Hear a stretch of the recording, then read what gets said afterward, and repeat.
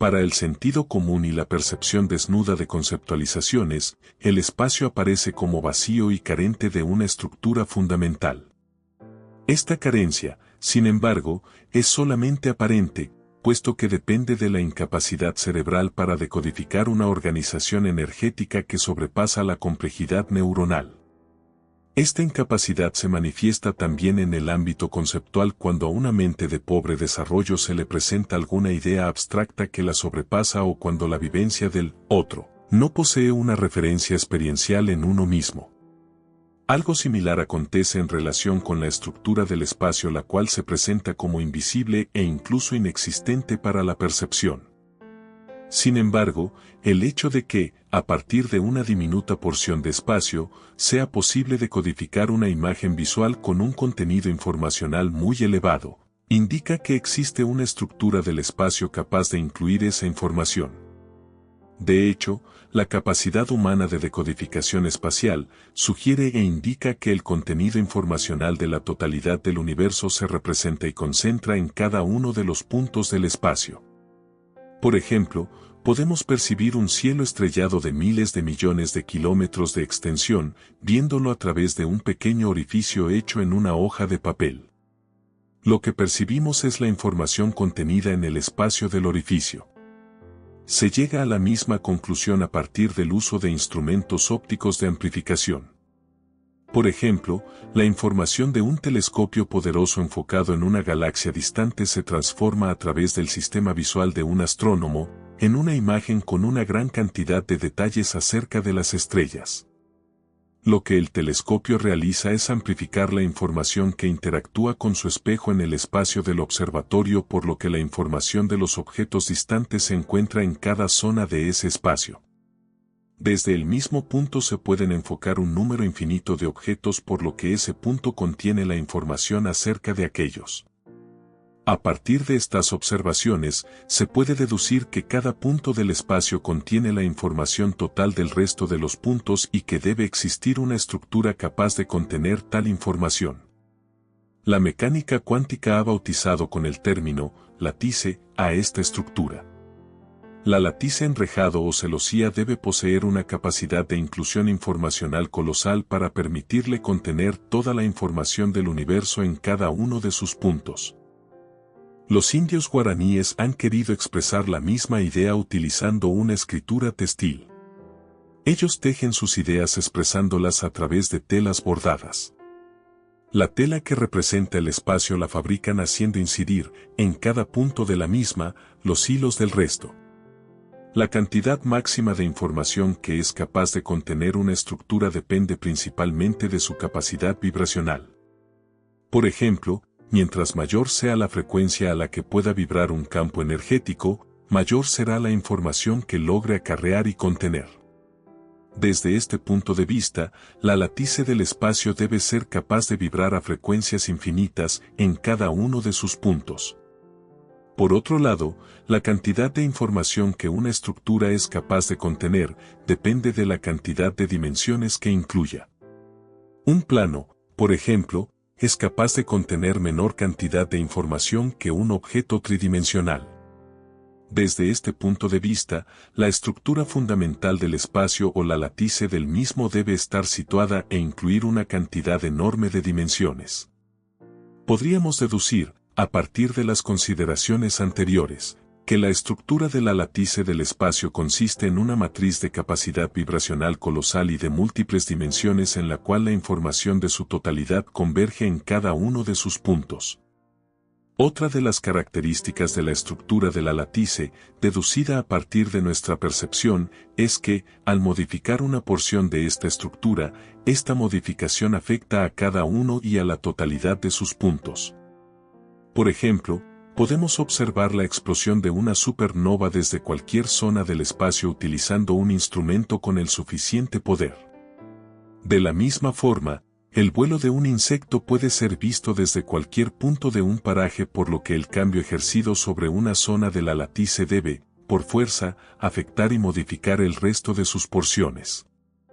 Desde este punto de vista, la latice debe poseer una estructura parecida a la de un superconductor de total fluidez y capacidad de interacción entre todos y cada uno de sus elementos. Además de lo anterior y también deducido a partir de nuestra percepción, la estructura de la latice es no vacía en toda su extensión y en cada uno de sus puntos. Por ejemplo, movámonos en cualquier dirección del espacio o situémonos en cualquiera de sus localizaciones y nunca nos encontraremos con una zona en la cual desaparezca la imagen resultante de la decodificación de la latice. Por lo tanto, la latice ocupa todo el espacio sin zonas de ausencia de la misma. De lo anterior se deduce que la estructura de la latice es la de una matriz superconductora de múltiples dimensiones, sin zonas de discontinuidad, con una capacidad vibracional colosal y una organización de convergencia total en cualquiera de sus puntos. Otra de las características de la latice, también deducida a partir de nuestra percepción, es que la información contenida en su estructura puede ser decodificada como un continuo. Cuando, por ejemplo, nos movemos en una dirección, las imágenes se funden unas con las otras dándonos la sensación de continuidad perceptual. Por supuesto que esa continuidad depende de las características de nuestro procesamiento cerebral, el cual actúa como una especie de pegamento de la realidad, pero también refleja una continuidad informacional básica contenida en la estructura fundamental de la misma latice. Otra de las características de la latice es que posee la capacidad de modificar su propia estructura en diferentes escalas temporales. Un neutrón es una modificación de la estructura básica de la latice con una fijeza y permanencia mayor que un mesón. De la misma forma, una roca es una distorsión de la latice con mayor duración que la flama de una vela. Ya veremos más adelante que un pensamiento o una emoción también afectan la estructura de la latice y son distorsiones de la misma estructura, al igual que lo que denominamos un objeto material macroscópico o una partícula elemental microscópica. La permanencia temporal de una distorsión de la latice depende, entre otras cosas, de la recurrencia de la misma y de si su estructura coincide con algún modo de organización natural de la latice. Una zona de la latice en la cual no existan distorsiones debe ser totalmente homogénea y coherente. Desde el punto de vista perceptual, este polo de total coherencia aparecería como invisible y vacío de objetos. En él, un instrumento capaz de detectar algún índice gravitacional mostraría una ausencia de esta fuerza, indicando una falta de curvaturas del espacio.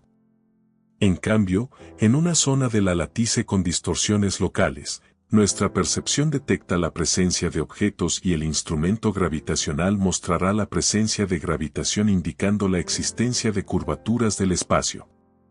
En este polo de la latice la coherencia es menor que en la latice en su estado básico no distorsionado.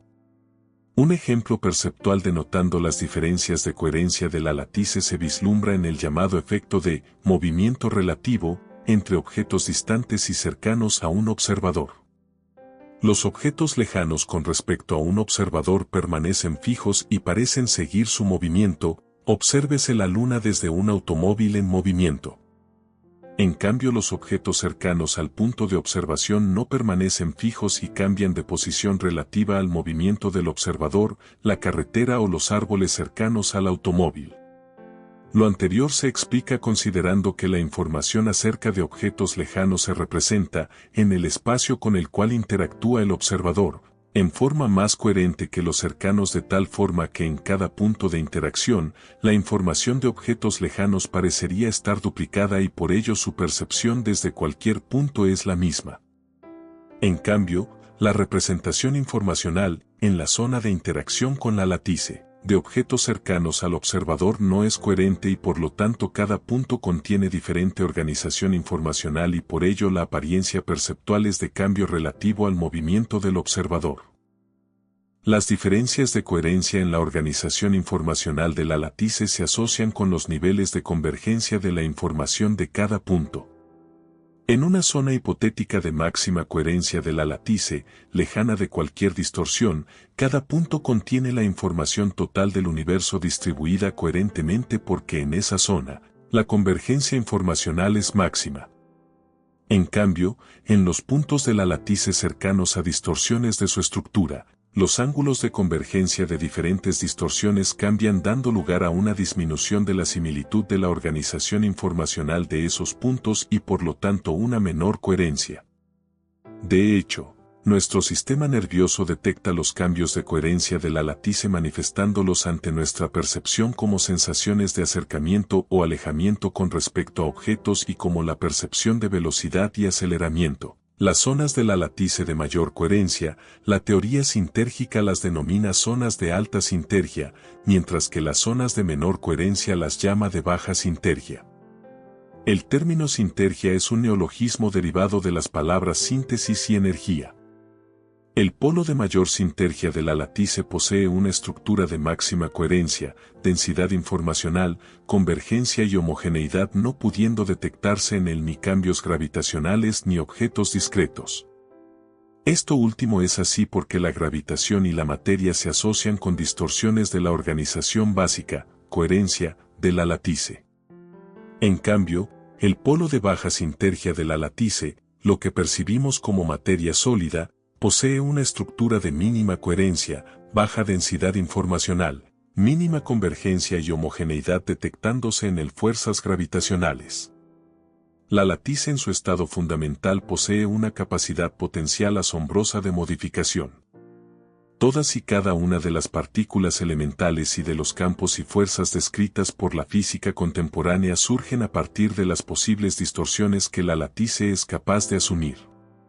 De esta forma, un electrón, un protón, un neutrón o cualquier otra partícula elemental aparece a la existencia cuando la misma estructura básica de la latice sufre modificaciones específicas.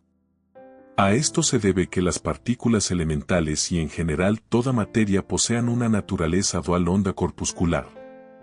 Una partícula es simultáneamente un objeto independiente y separado del resto de los objetos y una porción modificada de la misma estructura fundamental. En el budismo, esta dualidad se conceptualiza bajo la denominación de sunyata o vacío. Este concepto implica la consideración que ningún objeto posee existencia absoluta e independiente sino que forma parte de una matriz de interrelaciones y por lo tanto se alimenta del resto con el cual se interconecta y del cual depende su existencia. La latice muestra las mismas características. Todo se encuentra entrelazado dentro de su estructura y todo objeto y materia surge de modificaciones o distorsiones específicas de la misma manifestando una existencia interdependiente con el resto de los objetos. Ya veremos más adelante que ni la experiencia individual, el cuerpo o el cerebro escapan a esta condición de vacío o sunyata.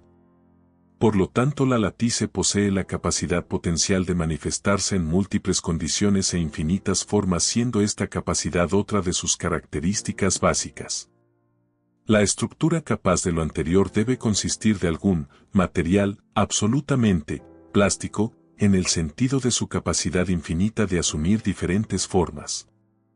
Ahora bien, antes mencionaba que una de las características de la organización de la estructura de la latice es su continuidad.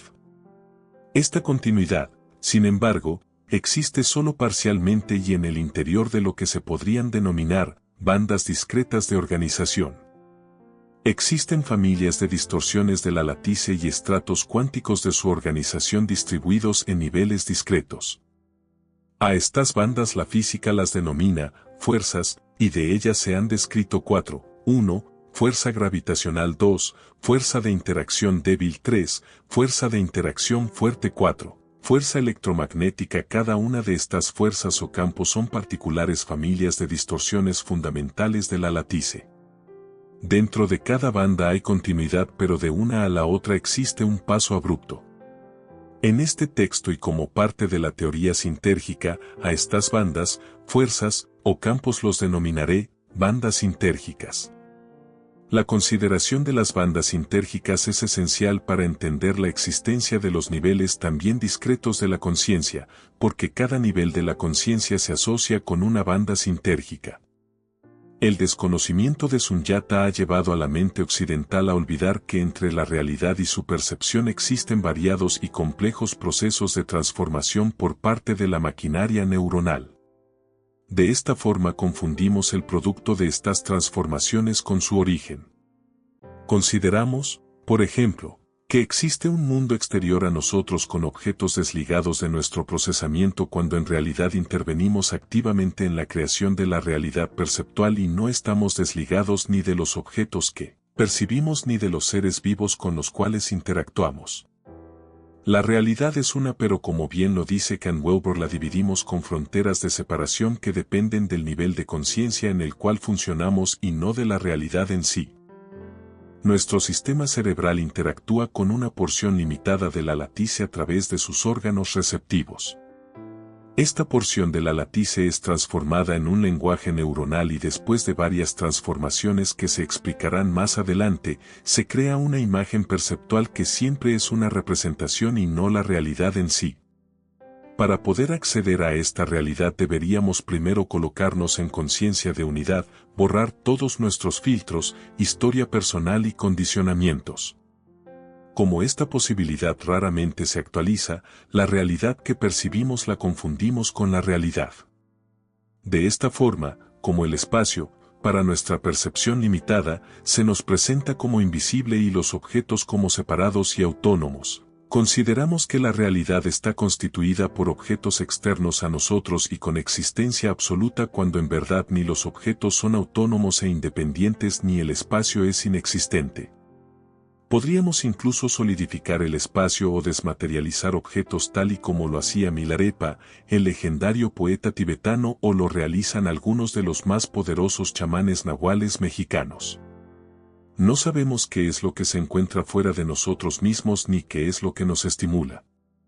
Conocemos únicamente el producto final de nuestro procesamiento cerebral, pero lo confundimos con la realidad en sí. Basta recordar que en un punto del espacio se concentra la totalidad de la información del universo y que nosotros decodificamos en forma parcial esa información y a partir de allí construimos nuestros perceptos para darnos cuenta de que lo que percibimos es una creación humana limitada y que las cualidades que le adjudicamos a la realidad resultan de una interacción restringida con la latice del espacio. Por ejemplo, la luz como tal no existe en la latice, ni tampoco el sonido.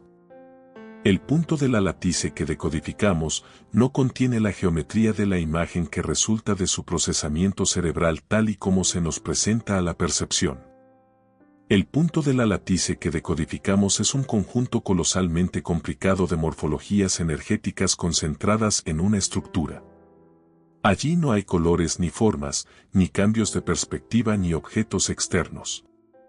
Es la manera como decodificamos esas morfologías y las transformamos que da como resultado lo que vemos.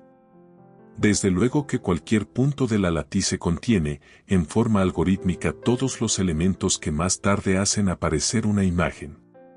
Todos los detalles de cualquier percepto, todas las formas geométricas, los colores, los cambios de perspectiva y las texturas se encuentran algorítmicamente concentradas en cada punto de la latice.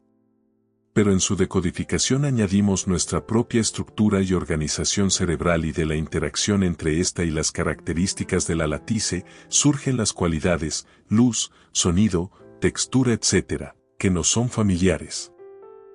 Cada punto de la latice contiene en su estructura mucha mayor información y posibilidades de decodificación que las que nuestro cerebro logra decodificar.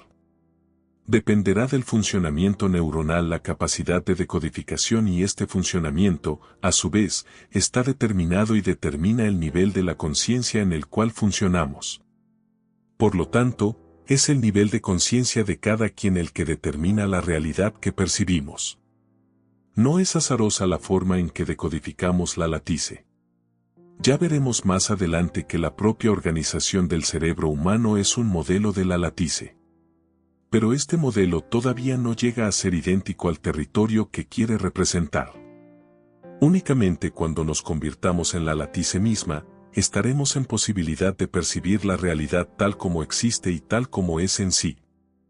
Esta posibilidad no es imposible y se encuentra a nuestro alcance, pero depende del logro de un desarrollo encaminado hacia la conciencia de unidad el actualizarla. Este capítulo, dedicado a desentrañar la estructura del espacio y la latice, no debe dejar en la mente del lector la impresión de que la latice es el último nivel de la realidad, o de que no existe nada fuera de la realidad de la latice. La discusión de la posible existencia de algo no restringido a la látice no puedo encararla en este capítulo, pero sí mencionarla ahora y analizarla más adelante. Por lo pronto dedicaré los siguientes capítulos al análisis de las transformaciones que nuestro cerebro ejerce sobre la látice hasta desembocar en nuestra percepción e imágenes. Haré énfasis en la decodificación asociada al mundo visual porque de todos los niveles perceptuales es el que más ejemplifica nuestra acción sobre la látice y las transformaciones que ésta sufre. Antes de terminar, quiero mencionar que la física contemporánea está, al igual que la teoría sintérgica, interesada en lograr entender cuál es la estructura básica del espacio. La metodología de la física es, sin embargo, diferente de la que he utilizado. Los físicos utilizan una herramienta matemática sofisticada y una serie de experimentos propios a su disciplina para arribar a sus conclusiones. Las mismas conclusiones se pueden conquistar utilizando, como aquí lo he hecho, un análisis basado en la fenomenología de la percepción humana y de otros organismos.